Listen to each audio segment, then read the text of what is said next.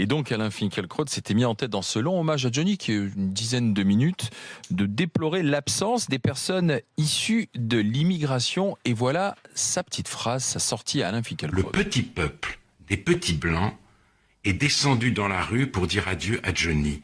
Il était nombreux et il était seul. Les non-sous-chiens brillaient par leur absence. Voilà ce qu'a dit Alain Finkielkraut. Près de 15 millions de téléspectateurs pour l'hommage à Johnny Hallyday, entre 500 000 et 1 million le long du parcours emprunté par le cortège funéraire.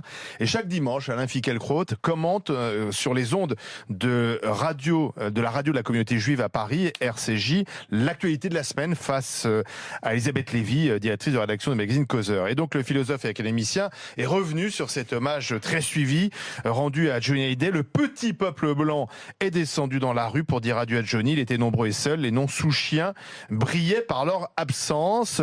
Il épinglait sans doute les personnes issues d'immigration qui n'ont pas rendu, selon lui, hommage comme il convenait de le faire à Johnny Hallyday. Alors la phrase de Finkielkraut, vous l'imaginez, a déclenché de nombreuses réactions, souvent indignées sur les réseaux sociaux.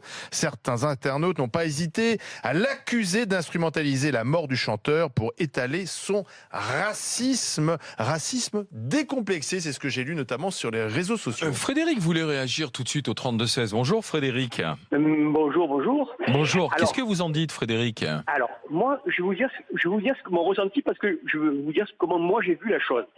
Moi, j'ai pensé à un moment donné, je vais vous dire la vérité, la même chose que lui. Ça veut dire quand j'ai vu par exemple la cérémonie, que j'ai vu sur les extérieurs, et c'est vrai que ça m'a choqué. Je ne suis pas le seul d'ailleurs qui a fait cette réflexion. Maintenant, moi, ce que je vous dis un truc, je vois pas l'intérêt d'aller faire une telle déclaration. Ça, c'est une évidence parce que ça, c'était pas le moment. Je vois même pas l'intérêt. Mais c'est quelque chose que j'ai remarqué. Je vais vous dire la vérité, j'ai regardé dans l'église ou n'importe quoi, et j'ai dit, putain, c'est bizarre. Vous avez fait la même remarque. Bon, pour j'ai vous, fait la même remarque. Voilà. Voilà. Mais vous... Sans aller plus loin, parce que moi, c'est pas une question de racisme ou n'importe quoi. C'est une remarque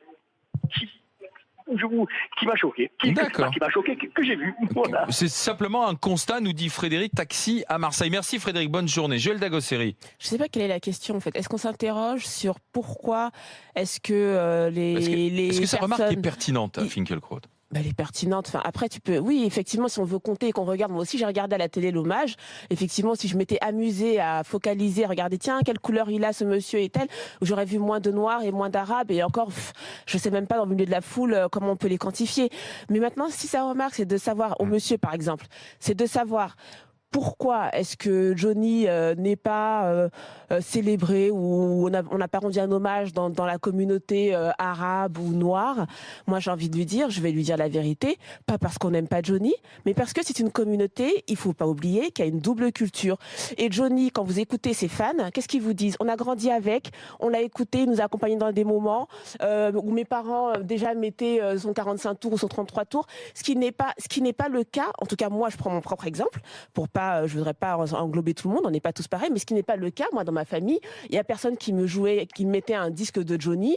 On n'écoutait pas Johnny, on écoutait la musique que mes parents écoutent, c'est-à-dire une musique qui peut être issue de la Côte d'Ivoire ou de l'Afrique ou peu importe, ou même des Antilles. Et c'est comme ça. Johnny, moi, je l'écoutais à la télé. Voilà, quand j'allumais, quand je regardais Sacrée Soirée. Toi-même, tu es né en quelle année, Joël? En 78. 78, tu n'as pas acheté de disque de Johnny. Je n'ai jamais acheté de plus. disque de Johnny. Ça m'empêchait pas de pouvoir apprécier ses chansons quand je les écoutais, de pas être une fan absolue, mais je pouvais apprécier ses chansons. Mais ce qui a choqué, moi, je pense, dans les propos d'Alain Finkielkraut, c'est l'utilisation de non-sous-chiens. Oui, mais français de souche et français non-sous-chiens, en faisant une distinction. Non. Pascal. Alors, c'est un sujet compliqué, c'est un sujet à dérapage, mais essayons de dire des choses un peu rationnelles. C'est vrai que notre histoire, notre patrimoine est complet et complexe. Il dépasse Johnny Hallyday. Johnny Hallyday est un élément du patrimoine. Il y a d'autres choses qui sont un élément du patrimoine. Chateaubriand, enfin quelques autres, et aussi des artistes. Mais on voit bien que la France la plus récente, je le dis, c'est pas un jugement de valeur, n'adhère pas à l'intégralité de ce patrimoine, qui a un écart de culture, d'intérêt et de comportement par rapport à la culture entre ceux qui sont le produit d'une longue lignée franco-françaises et ceux qui sont français depuis moins longtemps.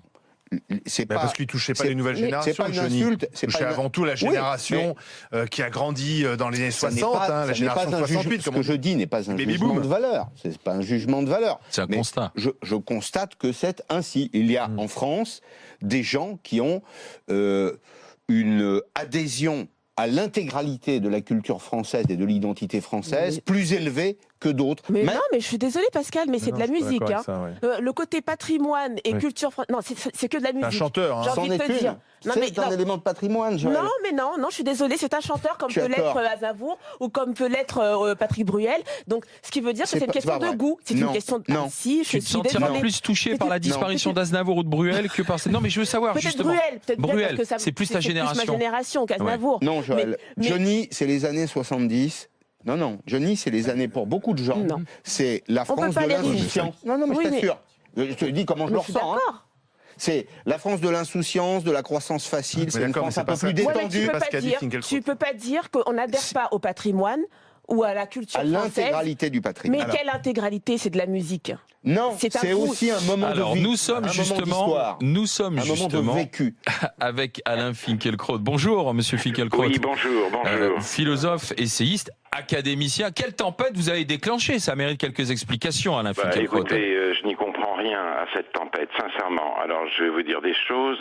Je participais à l'émission d'Elisabeth Lévy, en partenariat Causeur RCJ.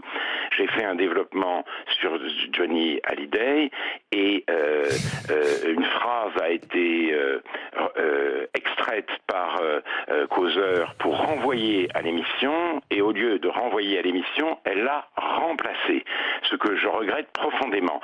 Mais vous dites, je vous ai entendu dire que mon expression non sous chien avait choqué. Cette expression n'est pas de moi. Je reprenais avec ironie une parole d'Ouria Boutelja, la leader des indigènes de la République, qui parlait de sous-chien pour désigner les Français de souche.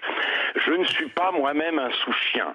Je ne suis pas un Français de souche, premièrement. Deuxièmement, quand on dit nous avons tous en nous quelque chose de Johnny, moi, je n'ai rien en moi de Johnny. Je ne méprise pas le chagrin éprouvé par certains, mais je n'ai rien en moi de Johnny. Je fais partie de ces Français qui n'ont rien en eux de Johnny. Donc, si vous voulez, je ne m'insurgeais pas contre l'absence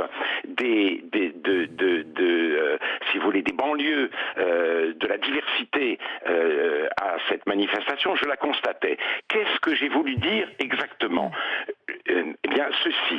En France, le divertissement est roi. Le divertissement a détrôné toutes les autres de grandeur, puisque Aurore Berger a cru bon, la députée En Marche, comparer la ferveur pour Johnny à ce qu'il y avait eu en France pour Victor Hugo, et puisque le chef de l'État lui-même avait classé Johnny Hallyday dans la même rubrique que Jean Moulin ou que Geneviève Antoniès de Gaulle ou Germaine Tillon, il en a fait un héros national. Alors, le divertissement règne, mais en même temps, c'est ça mon constat, le divertissement ne fait pas lien.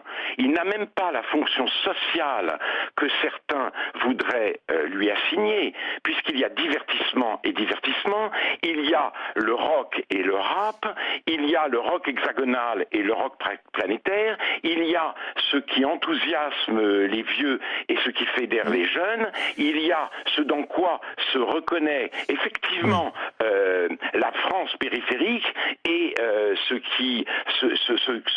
qu'apprécie la France des banlieues.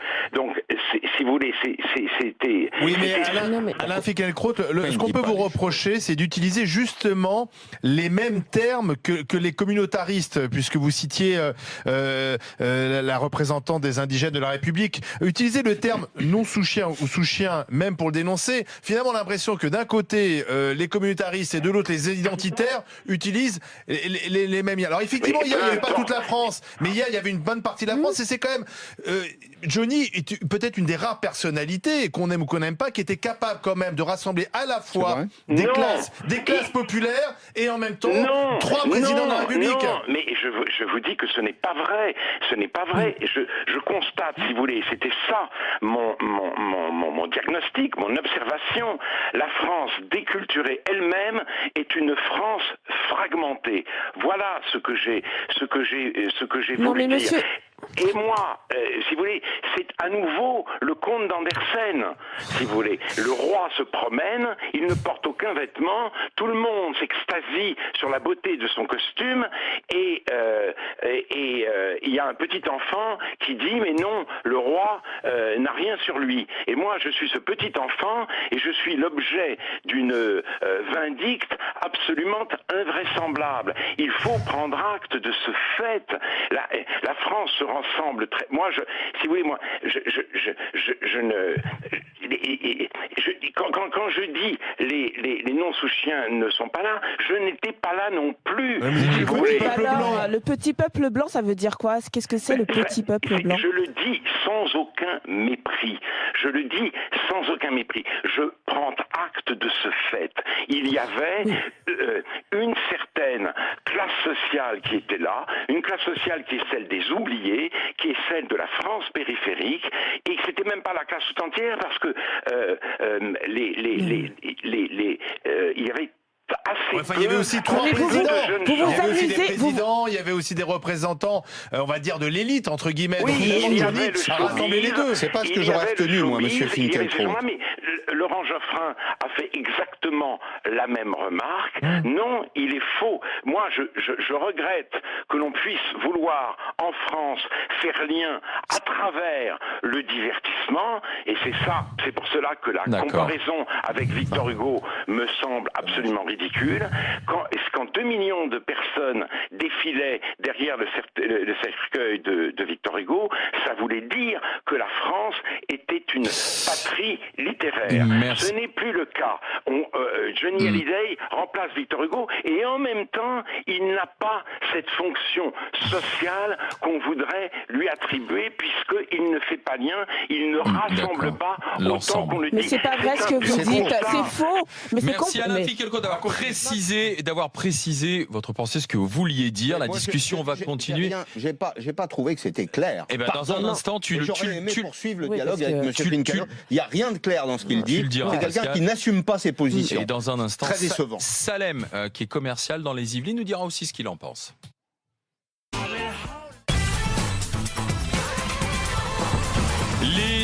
Les GG, les grandes gueules sur RMC numéro 23. Finkielkraut et l'hommage à Johnny sur les non-sous-chiens. Il était avec nous il y a quelques instants, Alain Finkielkraut. Salem. Oui, bonjour. Qu'est-ce que vous en dites, Salem? Déjà, je suis content que M. Finkielkraut ait passé tout à l'heure pour bien démontrer son côté poltron de la chose. Ah oui. Parce que il est capable de dire tout et son contraire avec un argumentaire, bien entendu, aussi philosophe qu'il est. Donc non, effectivement, Monsieur Finkielkraut a sorti ce débat, et il le fait avec conscience et minutie et beaucoup d'intelligence. Bien entendu, c'est toujours les autres qui n'ont pas compris ses propos, mais ses propos sont vraiment bien mesurés. C'est un monsieur qui est communautariste, qui cherche réellement à diviser les Français. D'ailleurs, il est dans une radio spécifique, encore une fois communautaire, et c'est lui qui critique la communautarité. Le communautarisme. Mais alors, est-ce que maintenant pour Johnny, non, mais la réponse justement sur Johnny, Salem, j'allais y venir. Moi, ce débat m'a fait bondir pendant que j'étais en train de conduire. Je dis mais c'est pas possible qu'on est sur un débat sur le fait est-ce qu'il y avait on va être très clair, soyons honnêtes, ne tournons pas autour du pot. Est-ce qu'il y avait des Arabes et des Noirs? Mais oui, c'est la question. Mais attendez, vous ne pouvez pas imposer une culture musicale à une certaine forme, à une certaine population. Excusez-moi. Personnellement, je n'ai jamais été élevé avec du Johnny.